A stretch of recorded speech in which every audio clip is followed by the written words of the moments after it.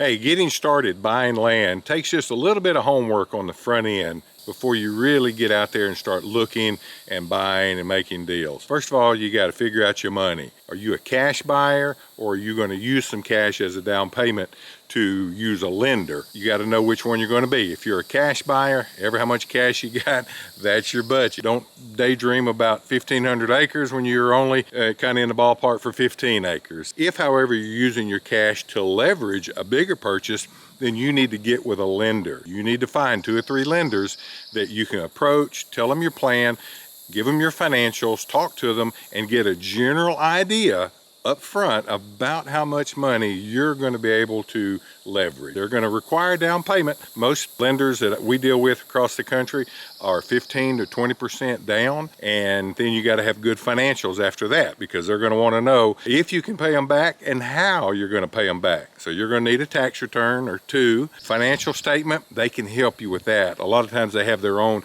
form they want you to fill out, and then an application. They're going to need to check your credit, get a general idea of your financial picture to give you some guidance on how much money you can borrow. Number 2, figure out what you want to do. What kind of land, what kind of deals, what kind of rural ground are you looking to buy? Don't just go in and say, hey, I'll look for anything and everything. Well, you can do that, but it's going to be hard to find because you're going to be scattered in 1,000 different directions. Me personally, I hate subdivisions, hate them with a passion. I've done some and helping doing some now, but I hate them. So I don't look for stuff that's got subdivision use for it. My mind just doesn't even go there. I'm more interested in rural tracts that can be divided for larger rural home sites or for recreational use, timberland tracts like the one I'm looking at now, ag ground, cropland. That's what I look for. Determine what you're interested in, what you want to do, so that can narrow your focus and sharpen your focus. Number 3, figure out your region. Figure out where you want to do business, where you want to look for property. Number 2 will help determine number 3. Once you nail down kind of what it is you want to do, the general types of land you're interested in, that'll kind of help guide where you're looking. Wanting to do residential subdivisions, you're not going to be looking out here in the middle of Little River County, Arkansas, where I am right now, because there's just not going to be that kind of demand. So what you want to do will determine where you want to look. And that's important to know, because there's so much information out there. There's so many places to look. You want to have more of a rifle, zeroed in kind of approach, not a big shotgun approach. Figure out your money, figure out your interests, figure out your location, your region. Number 4, real quickly, start looking. Start turning over stones. Now that doesn't mean you got to start looking for a specific kind of tract, but you need to start scouring the universe where those properties are, so that you can start developing a feel for asking prices and selling prices and availability, some of the nuances and features about the kind of property you're interested in. Start using the major land websites and just narrow them down to your region. And just look to learn, look to absorb information, look to start building a mental catalog of things that will start triggering in your mind as you learn and grow. Develop a relationship with a land broker. Pick up the phone and call one.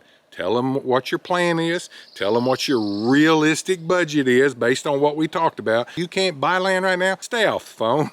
But if you are looking, develop that relationship. There are guys out there that can help you. Now, they're not going to stop their whole world, stop their business to help you find 13 acres somewhere. If you get on their radar screen and something pops up, you may very well get a call from them. Start turning over stones on the internet. Make some contact with some land professionals in your area that you're looking for. An oldie but a goodie. Start picking up the penny savers and the thrifty nickels and the classifieds and the Craigslist that in your area, and at least glance at them from time to time. You're going to find some deals like that every once in a while once you get going in this business and start learning what to look for. Because there are people that will bypass guys like me. They'll bypass the internet and they'll put a $27 ad in a thrifty nickel for 22 acres they got for sale out on County Road what such and such. That's all they know to do, and it's priced fair. It's what you're looking for.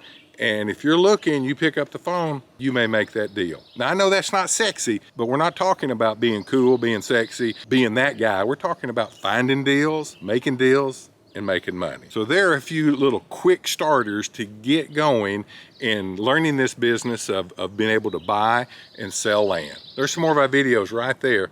Check them out.